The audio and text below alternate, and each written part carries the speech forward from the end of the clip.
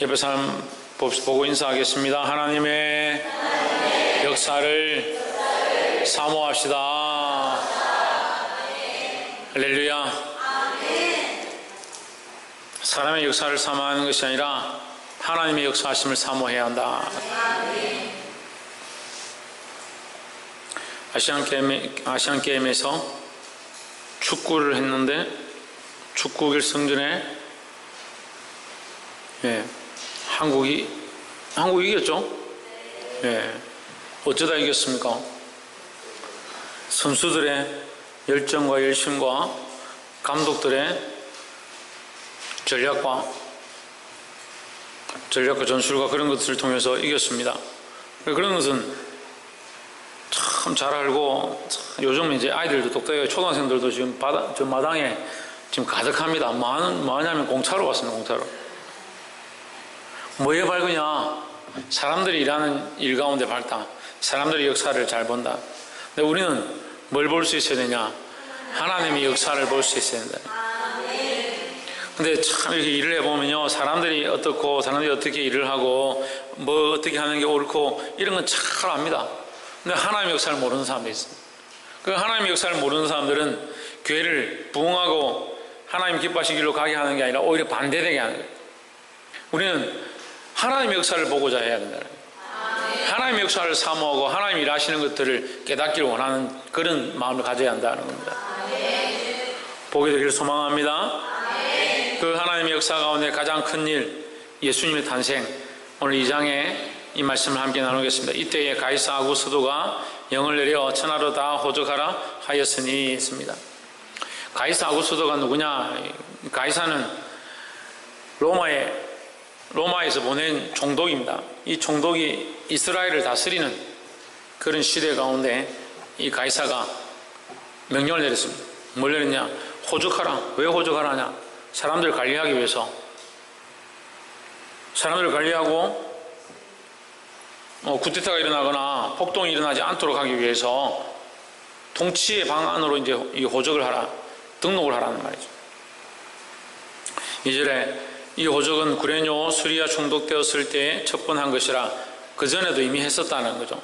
3절에 모든 사람이 호적하러 각각 고향으로 돌아가매, 등록하기 위해서 자기 이름을 호적하기 위해서 고향으로 돌아갔다. 근데 때마침 우리가 1장 끝날 때 누가 태어났습니까? 1장 끝날 때 누가 태어났습니까? 네, 나는 아무도 안 낳았습니다. 그렇게 하지 말고 1장 끝날 때 누가 태어났냐? 세례 요한이 태어났습니다. 세례 요한이 태어나고 6개월 뒤에 예수님의 탄생 소식이 있습니다. 지금 예수님이 탄생하실 시기가 가까이 온 겁니다. 4절에 요셉도 다윗의 집 족속인 거로 갈릴리 나사렛 동네에서 유대를 향하여 베들레헴이라 하는 다윗의 동네로, 그러니까 유대를 향해서 가고 있는데 나사렛 동네를 향해서 이동하고 있는데 가는 길에 어디를 들렀냐? 베들레헴에 들렀다. 이 베들레헴이 다윗의 동네라고 명칭했는데 이 베들레헴이라는 곳을 통과하게 되었다는 거죠. 그래서 예수님이 베들레헴에서 탄생했지만 그 본적을 베들레헴이라 하진 않습니다. 갈릴리 나사렛 동네 사람이다 이렇게 하죠. 우리가 저의 고향은 남해입니다. 남해. 고향이 남해인데 저보고 남해 사람이라 하지 않습니다. 저 남해에서 태어났는데 저 부산에 살았거든요. 그래서 사람들이 저 부산 사람이라 하죠. 남해 사람이라 하지 안 합니다.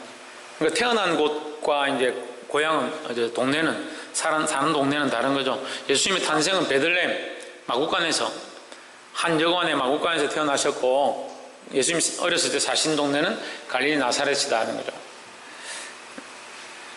5절에 그 정혼한 마리아와 함께 호적하러 올라가니 마리아가 이미 잉태되었더라. 잉태되었다. 이미 아이를 가졌다. 아이를 낳을 때가 가까이 왔다. 6절에 거기 있을 그때에 해산할 날이 차서, 그러니까 이 아이를 낳을 날이 다 됐다는 말이죠. 어디 있을 때?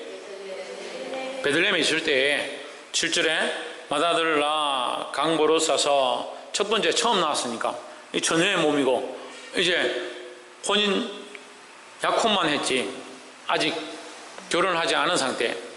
아이를 낳았다. 첫 아이를 낳아 강보로 싸서 구유에 누였으니 강보는 이 빨간색 천조각입니다. 이것을 싸가지고 어디에 누워있냐? 구유에 누워있다.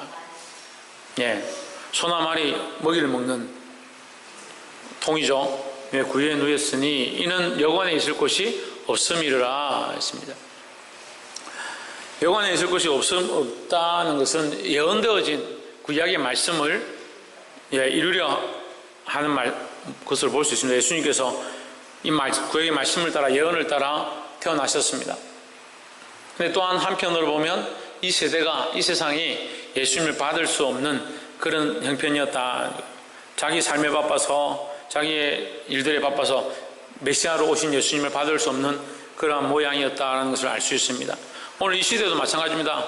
많은 사람들이 예수님을 구주로 믿지를 않습니다. 받아들이지 않습니다. 받아들였다 하는 사람들도 자기 마음대로 삽니다. 왜냐하면 예수님을 받아들이기에는 현실과 너무 먼 많은 일들이, 바쁘고 분주한 많은 일들이 있기 때문에 그 현실에 분주하고 삶에 바쁘지 예수님을 용납할 만한 그런 마음의 태도가 안 된다는 거예요. 그게 말세의 모양이다라는 거예요.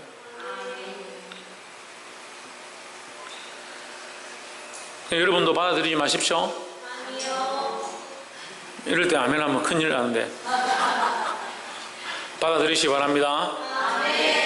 8절 그 지경의 목자들이 밖에서 밤에 자기 양떼를 지키더니 했습니다. 어떤 분들은 이제 이 본문을 가지고 목자는 소외된 계층들이다. 다들 바쁘게 호적을 하러 가고 명절을 쫓아가고 고향으로 돌아가고 이렇게 하는데 목자들, 여기 성경에 나와 있는 목자는 사실 목동입니다. 목동에는 단어가 없죠. 그래서 목자라고 부르지만 우리가 말하는 어떤 양들의 주인의 자리가 아니에요. 이 목자는 그냥 양을 치는 자들이죠. 여기 팔레스티나에서 양을 친다는 것은 주인이 아닙니다. 양의 주인이 아니에요. 예수님은 사실은 주인으로 오신 게 아니에요. 우리를 인도하기 위한 인도자로 오신 거지. 지금 우리의 주인이 누구였냐? 예수님 오시기 전에 주인이 누구였냐? 마귀였죠. 마귀 사단이 우리의 주인이었죠. 그래서 마귀의 종된, 마귀가 주인된 삶을 살면 결국 멸망할 곳으로, 영원한 형벌로 지옥으로 가게 되는 그 길이 우리에게 정해져 있다는 거죠. 그런데 우리에게 새로운 길이 났습니다. 새로운 삶이 허락되었습니다. 누구로 말미암아? 예수 그리스도로 말미암아.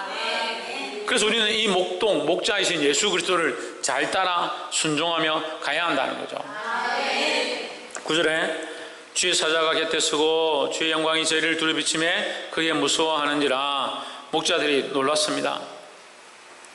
주의 천사들이 내려와가지고 그들에게 비추니까 무서워했습니다.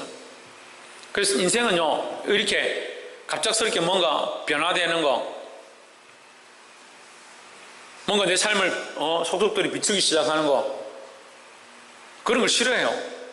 저는 보니까 이 처음에 교회에 오시는 분들이 말씀을 듣고 자기 죄를 깨닫고 하나님의 은혜를 알게 되고 그렇게 되면 놀라운 변화가 일어날 거라 생각했는데 별로 안 좋아하더라고. 박이사 뭘 안 좋아한다고?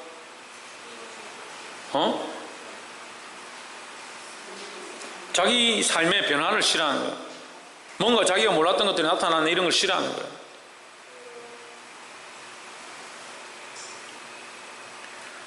근데 하나님 앞에 오면요, 하나님을 알면 알수록 우리는 뭘 발견할 것 같습니까? 하나님을 알면 알수록 뭘 알게 될 것 같습니까? 하나님을 알면 알수록 나는 연약한 자임을 알게 되는 거예요. 하나님을 알면 알수록 나는 참 가능성이 없구나 이걸 알게 되는 거예요. 박건도 뭘 알게 된다? 지대현 뭘 알게 된다? 딱 요 2시 한 30분 딱 되면 혹시 밥에다 수면제를 좀 탑니까? 제가 볼 때는 이거 수면제를 갈아가지고 넣어가지고. 홍진우 뭘 알게 된다고?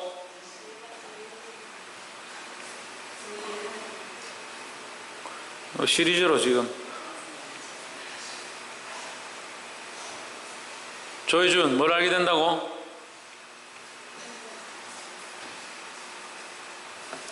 김미애 자매님 뭘 알게 된다고요? 할렐루야. 나의 연약함을 알게 된다. 하나님을 발견하면 발견할수록 하나님을 알아가면 깨달아갈수록, 말씀을 깨달아갈수록 뭘 알게 되냐? 나의 연약함과 나의 죄인됨을 알게 되는 거예요. 근데 하나님 알아간다고, 하나님 안다고, 하나님 믿는다고 하는데 자꾸 모르네. 자꾸 더 모르네. 더 알기 싫으네. 내가 이만큼 회개하면 됐지, 이만큼 깨끗해졌으면 됐지, 뭘 또 나보고 어떻게 하라고 자꾸 그렇게 하냐고. 저도 그렇게 얘기하고 싶어요. 하나님 왜 나에게 자꾸 이렇게 하라고, 자꾸 회개하라고 하라고 말씀하시게 하냐고. 하나님 왜 저보고 자꾸 정신 차리라고 말하게 하시냐고.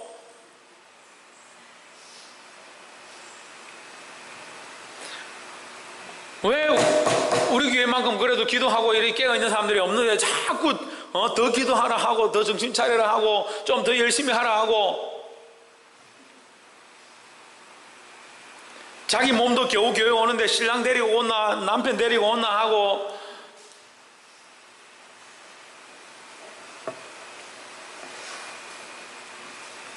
오늘 아침에 목사님 기도하시면서 내 남편이 없습니다, 내 남편이 아닙니다, 이렇게 깜짝 놀랐습니다. 우리 성도들 남편 좀 데려온나 하는데 내 남편이 아닙니다. 그래서 안 데려오나 봐. 내 남편이 아닌갑다 싶어가 안 데리고 오나 봐. 저도 사랑한다 하고 축복한다 하고 여러분 잘 될 거라 하고 범사가 형통할 거다, 여러분 앞으로 나아가는 모든 삶의 범사가 형통하고 축복이 바닥에 쫙 깔려있기를 주 예수 그리스도 이름으로 축복합니다. 아멘 받아요. 아멘 받아. 왜 안 받아요? 잘 안 하는데 어쩌다 지금 10년 만에 한 번 했는데 왜 안 받아요? 다시 할게요. 다시. 이거 받을 건 받아요. 되든 안 되든 받으면 믿음을 받으면 되지. 여러분 삶이 형통하고 나아가는 모든 일에 하는 것마다 하나님 주신 축복이 넘쳐나고 30배, 60배, 100배의 열매가 가득하기를 주의 이름으로 축복합니다. 예. 그런데 여러분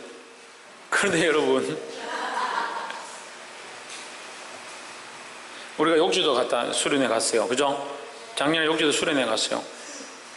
욕지도 차를 타고 확 가는데 중간에 옥수수를 파는 거야. 길거리에 옥수수가 먹고 싶어. 욕지도 가야 되는데 그거 다 내려가 옥수수를 길에 가서 먹고 돈 다 있는 거 다 털어가지고 배 부르도록 옥수수를 다 먹었어. 수련회 쓸 돈 그 옥수수 먹는데 다 쓰고 이게 너무 맛있다. 거기 주저앉아가지고 막 하루 종일 시간 다 보내고 수련회 프로그램도 못하고 진행도 못했다. 우스하죠? 우스운 일이잖아요. 우스운 얘기잖아요. 안 우스워요? 예, 제가 원래 우스운 얘기를 재미없게 합니다. 우습죠? 우리의 목표와 방향이 어디에 있습니까? 우리의 시각이 어디에 있어야 됩니까? 멀리 있잖아요, 멀리. 근데 여기서 지금 이거 다 받아버리고 다 먹어버리고 다 영광 다 취하고 우리 여기서 소득 다 얻어버리면 하나님 나라 가서 얻을 건 어디 있어요? 그러니까 이게 다른 거예요. 이 시각이 다른 거예요. 그러니까 지금 여러분 정신을 차립시다. 조혜준, 너 앞으로 와.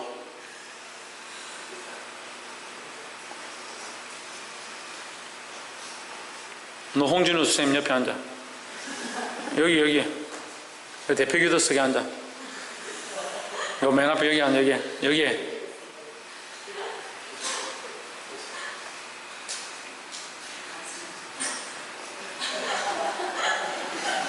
이거 끝나고 네 대표 기도야.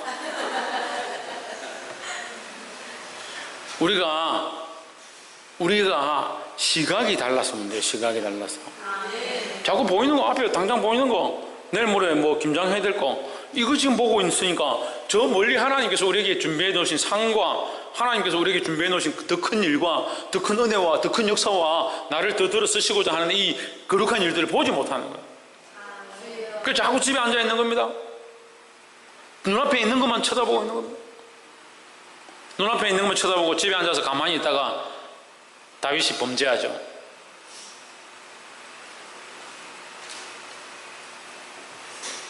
우리는 계속 변해야 되는 거예요. 왜 변해야 하냐? 그리스도의 영광의 광채, 하나님 살아계심과 하나님의 은혜와 그 말씀을 깨달아가고 그 하나님 우리에게 일하고 계신 것도 우리가 계속 느낍니다. 느끼고 있죠?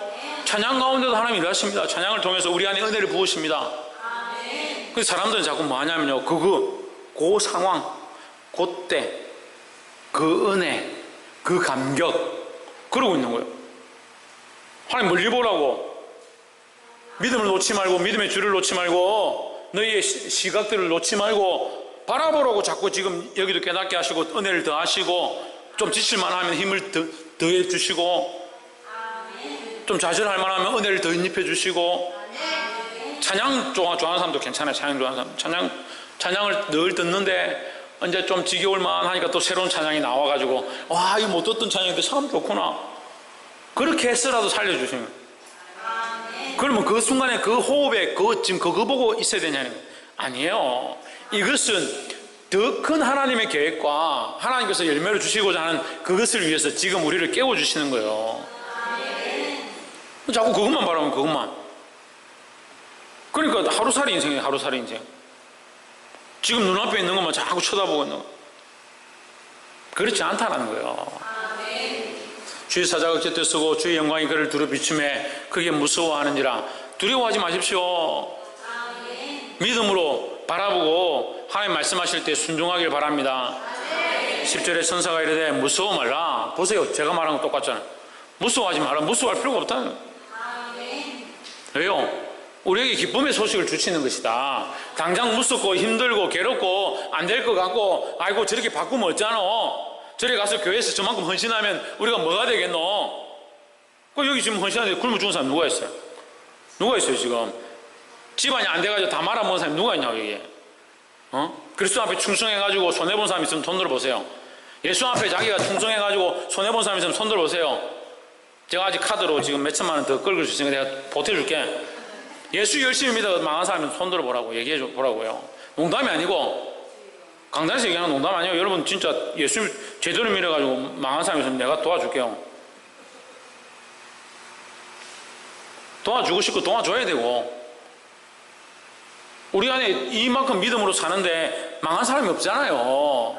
근데 뭘 그리 걱정하시냐고, 뭘 그리 두려워하냐고.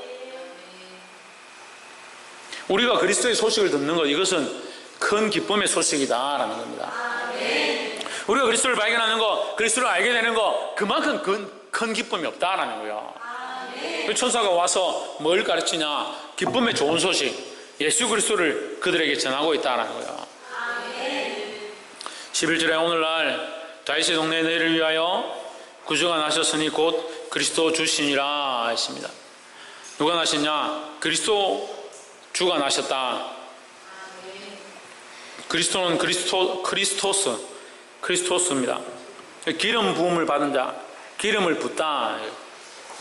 기름을 부어진 바, 기름이 누구에게 부어졌느냐? 예수 그리스도에게 부어졌다는 거예요. 이 그리스도에게 기름 부음은 아벨의 제사를 상징합니다. 아벨의 제사. 아벨의 제사는 가인의 제사와 아벨의 제사에서 가인은 그의 식물을 드렸고 아벨은 그의 기름으로 고기를 하나님 앞에 드렸고, 그래서 아벨의 제사를 흠량하셨다. 근데 아벨은 하나님 앞에 믿음으로 드렸어요. 그런데 아벨은 어떻게 됐습니까? 죽었죠. 죽임을 당했죠. 아벨의 죽음은 누구를 상징하냐? 그리스도의 죽음을 상징하는 거예요. 그래서 아벨의 기름 부음과 그 고기를 하나님께 드린 것과 그의 죽음, 이것은 그리스도의 기름 부음 받은 그 직분과 그의 죽으실 것들을 예표한다는 거죠. 그 그리스도의 뜻은 기름 부음 받은 자, 그 의미는 구세주다는 거예요. 구원자다라는 겁니다. 그리스도는 메시아와 같은 의미를 씁니다. 메시아 따로 그리스도 따로가 아니라 메시아도 구세주고 그리스도도 구세주인데, 이 그리스도의 원래 뜻은 기름 붓는다. 기름 붓는다. 그래서 우리가 늘 공부를 하지만 이게 연결 안 된 사람들이 있어요. 그리스도는 기름 붓는다. 그럼 기름 붓는 자가 뭐냐? 왕과 선지자와 제사장 세 가지 직분자에게 기름을 붓습니다. 왜 붓냐? 나라를 살리라는 거예요. 나라를 살리는 일. 나라의 리더자. 왕으로서 나라를 살리고 제사장으로서 나라를 살리고. 제사장이 어떻게 나라를 살립니까? 백성들의 죄를 하나님 앞에 들고 와서 회개케 하고 정결케 하고 씻기는 일을 하니까 제사장들이 영혼을 살리고 백성들을 살리는 거예요. 선지자들은 하나님의 말씀을 이 백성들에게 전해가지고 이 백성들이 하나님의 말씀을 듣고 그 말씀대로 살아가도록 하는 거예요. 그게 우리가 죄만 씻긴다고 사는 게 아니고 말씀대로 살아가는 것도 바른 삶이라는 거죠. 12절에 너희가 가서 강보에 쌓여 구유에 누인 아기를 보리니 이것이 너에게 표적이니라. 이 그리스도가 나신 모양은 강보에 쌓여있는 아기를 쌀 것이 없어서 그냥 천으로 둘둘 말아서 말구의 짐승이 먹는 구유에 놔둔 가장 비천한 모양, 사람으로 취급을 받지 못한 그 모습이 증거다. 그 모습이 표적이다. 왜? 예수님은 가장 낮은 자의 모습으로 오셨으니까. 13절에 홀련히 허다한 천군이 그 천사와 함께해서 하나님을 찬송하여 이르되. 천사들이 찬송했습니다. 뭘 찬송했습니까? 14절 지극히 높은 곳에서는 하나님께 영광이요 땅에서는 사람들이 기뻐하신 하나님 기뻐하신 사람들 중에 평화로다 했습니다.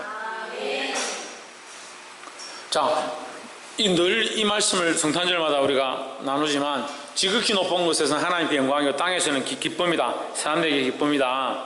그럼 하나님과 사람 가운데 사람에게 기쁨이 뭐냐? 사람의 기쁨이 뭡니까? 예수 그리스도입니까? 사람에게 기쁨이 뭐예요? 예? 하나님께 영광의 기쁨이죠. 그래, 그거는 우리가 다 지금은 그렇고 원래 사람의 기쁨이 뭐겠습니까? 고통스럽지 않은 거, 안 죽는 거, 늙지 않는 거, 그렇잖아요. 배고프지 않는 거, 행복한 거, 그게 기쁨이잖아요. 사람에게 기쁨이. 근데 우리는 이 기쁨들 다 빼앗겼습니다. 왜 빼앗겼습니까? 죄 때문에 빼앗긴 거죠. 그래서 이 죄의 문제로 말미암아 우리에게 주어진 이 고통과 좌절과 절망, 끝나게 되는 이 사망의 문제, 이것들을 해결하기 위해서 누가 오셨냐? 예수님이 오셨다라는 거죠. 하나님께 왜 영광이냐? 하나님께서 우리 인생을 창조하셨는데 이 인생이 결국 죄의 길로 자기들이 원하는 길을 선택함으로 말미암아 하나님과 단절되어 버렸다. 거룩한 하나님과 단절되어 버렸다. 하나님께서 우리와 교통하고 우리와 교제하게 하기 위해서 만드신 인간들이 하나님과 단절되어 버렸다. 그럼 뭐가 가려지냐? 하나님 영광이 가려지는 거죠. 근데 이 인간들이 다시 하나님과 회복되어지고 하나님의 구원을 찬양하고 그리스도로 말미암아 하나님 앞에 나오기 시작하면 이게 하나님께 영광이 된다는 거죠. 이것을 위해서 하나님이 일하셨다는 거예요. 이것을 위해서 하나님께서 그리스도를 보내셨다는 겁니다. 그러니까 이 사건은 예수 그리스도의 탄생은 예수님의 탄생은 예수님의 오심은 결국 사람에게는 뭐가 되고 사람에게 뭐가 되고 다 잡니까? 사람에게 뭐가 되고 기쁨이 되고 사람에게 평하고 기뻐하심을 입은 사람들 중에 그래 평화가 되고 기쁨이 되고 하나님과 평화죠. 기쁨이 되고 하나님께는 영광이 되고 그래서 이 기쁨을 얻은 자와 하나님께 영광이 되어진 이 모양이 연결되어진 이 통로를 평화라. 그 예수님을 뭐라고 부르냐? 평화의 왕이다. 평화의 왕. 그래서 샬렘의 왕이다, 샬롬의 왕이다 하는 게 예수님은 평화의 왕이다. 예수님은 하나님과 우리를 연결시켜서 회복해 하시는 일을 하고 사람들에게 사람들과 사람들 사이에 평화를 가져오게 하는 일을 하신다라는 거야. 그럼 하나님과 평화하고 사람과 평화하는 이 일, 이것이 기쁨의 일이다라는 겁니다. 말씀을 맺겠습니다. 오늘 2장 말씀을 통해서 예수님의 탄생에 대한 소식이 이 백성들에게 전해졌습니다. 하나님이 기뻐하신 사람들 중에 평화로다. 사람들이 평화를 얻는 거, 이 기쁨을 얻는 거, 이 평화와 기쁨은 사실 연결되어 있는 겁니다. 그 하나님과 회복되어지는 것, 하나님과 평화한 것이 참 평화고 하나님과 평화한 것이 이 백성들에게 기쁨이 된다라는 거죠. 그 이스라엘의 소망이 그겁니다. 하나님을 알고 하나님으로 말미암아 영원한 구원을 얻는 것, 그들에게 소망이었습니다. 근데 그것이 소망이라 하더라도 그것을 이룰 수 있는 방법이 없는 거죠. 사람의 입장에서 사람이 어떻게 해가지고 이룰 수 없죠. 그래서 누가 보내셨냐? 하나님께서 예수 그리스도를 보내주셨다는 거예요.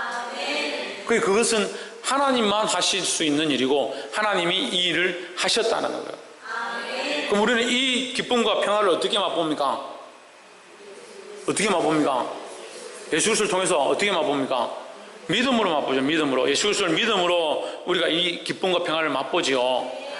우리가 믿음으로 기쁨과 평화를 맛보는 이것은 결국 하나님께는 뭐가 되어진다? 하나님께 영광이 되어진다는 거예요. 그래서 이 예수 그리스도를 믿음으로, 우리를 위해 오신 예수님을 믿음으로 기쁨을 누리고 하나님과 평화하며 하나님께 영광 돌리는 자들이 되기를 주의 이름으로 축복합니다. 기도하겠습니다.